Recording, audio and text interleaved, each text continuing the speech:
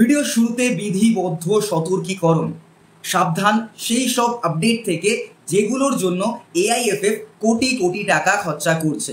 হ্যাঁ, এমন কিছু ফেক প্রপাগান্ডা চলছে যেটার পেছনে এআইএফএফ প্রায় 2 কোটি টাকা বা তার বেশি খরচা করে ফেলেছে নিজেদের এই প্রপাগান্ডাগুলো সোশ্যাল মিডিয়ায় ছড়ানোর জন্য।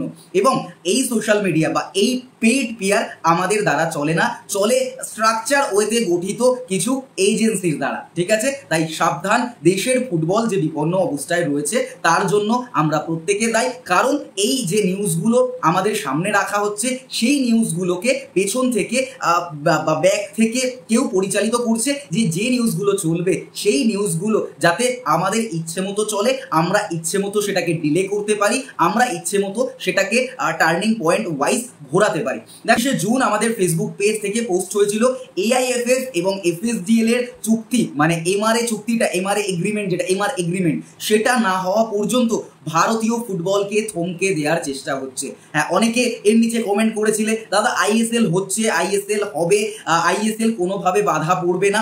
দেখো, আমি পোস্ট করেছিলাম ভারতীয় ফুটবল, আর তোমরা ভারতীয় ফুটবল বলতে গেলে শুধু আইএসএল কে ধরে নিয়েছো। আইএসএল কে তোমরা ধরোনি, তোমাদের মাথার পেছনে ঢুকিয়ে দেওয়া হয়েছে ভারতীয় ফুটবল মানে একমাত্র আইএসএল। ঠিক আছে, প্রথমত আমরা আসি ভারতীয় ফুটবলে গত সিজনের মানে আমাদের রাজ্যে পরিচালিত আইএফএল সিএফএল টুর্নামেন্ট, তার চ্যাম্পিয়নকে আমরা জানি না।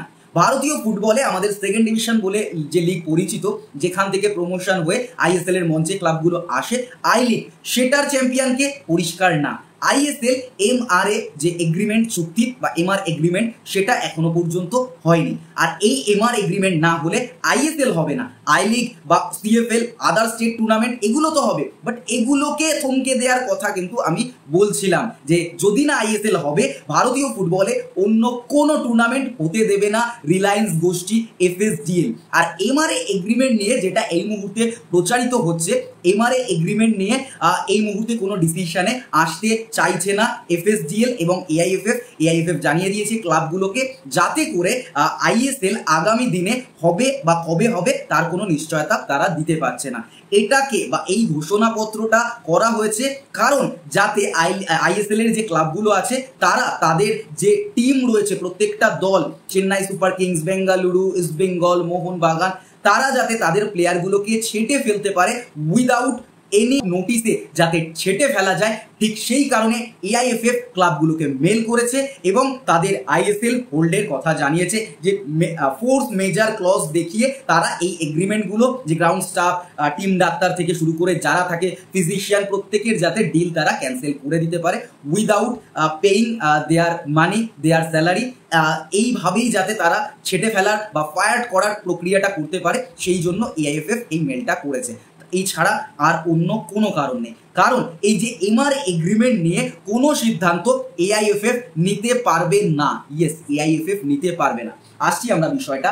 Supreme Court in late April 2025, Supreme Court instructed AIFF to pause any renewal discussion of the FSDL MRA until its verdict on a new AIFF constitution is delivered. তো AIFF এর কাছে clear একটা notice ছিল supreme কোর্টের কাছ থেকে যে তারা যে এই মুহূর্তে যে গভর্নিং বডিটা রয়েছে চোর কল্যাণ এবং তার সাঙ্গপাঙ্গ, তারা কোনো রকমভাবে এআইএফএফ এবং এফএসডিএল এর মধ্যে এমআরএ এগ্রিমেন্ট নিয়ে কোনো রকম ডিসকাশন করতে পারবে না যতক্ষণ না নতুন একটা কমিটি এখানে ইলেক্টেড হয়ে আসছে।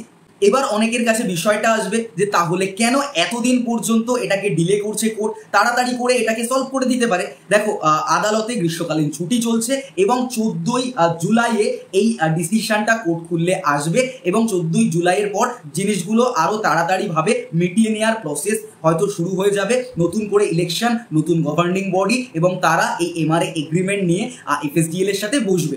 এবার এফএসডিএল নতুন একটা স্ট্রাকচার আনতে চাইছে, যার জন্য তারা কিন্তু একরকম অফার করেছে এআইএফএফ এর কাছে। এফএসডিএল এর যে অফারটা, সেখান থেকে যে আইএসএল এর থেকে যা রেভিনিউ আসবে তার 60% পাবে ক্লাব, এফএসডিএল পাবে 26% এবং এআইএফএফ পাবে 14%।